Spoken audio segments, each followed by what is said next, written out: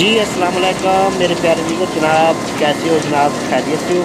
और जनाब ए मेरा दोस्त हैगा अलीम दा साहिवाल रहिंदा जनाब। उन्होंने जनाब इंजन खरीदिया 22 हॉर्स पावर का डायमंड डस्के का जनाब, तो 2,70,000 रुपये का जनाब उन्होंने खरीदिया। तो अगर जनाब साडी वीडियो अच्छी लगे थानू तो साडे चैनल को सबसक्राइब तो लाइक मेरे प्यारे व्यूअर जनाब जरूर करना। यार एक ਤੁਹਾਡੇ ਅੱਗੇ ਰਿਕੁਐਸਟ ਹੈ ਕਿ ਜਨਾਬ ਤੁਸੀਂ 500 ਬੰਦਾ ਜਾਂ 600 ਜਾਂ 1000 ਬੰਦਾ ਮੇਰੀ ਵੀਡੀਓ ਨੂੰ ਦੇਖਦਾ ਤੇ ਜਨਾਬ ਲਾਈਕ ਕੋਈ ਵੀ ਨਹੀਂ ਕਰਦਾ। ਮਿਹਰਬਾਨੀ ਕਰਿਆ ਕਰੋ ਜਨਾਬ, ਵੀਡੀਓ ਦੇਖਦੇ ਨੇ ਜਨਾਬ ਲਾਈਕ ਕਰਨ ਦਾ ਤੇ ਕੋਈ ਮੁੱਲ ਨਹੀਂ ਹੈਗਾ ਜਨਾਬ, ਲਾਈਕ ਵੀ ਕਰ ਦਿਆ ਕਰੋ ਸੁਣਿਓ।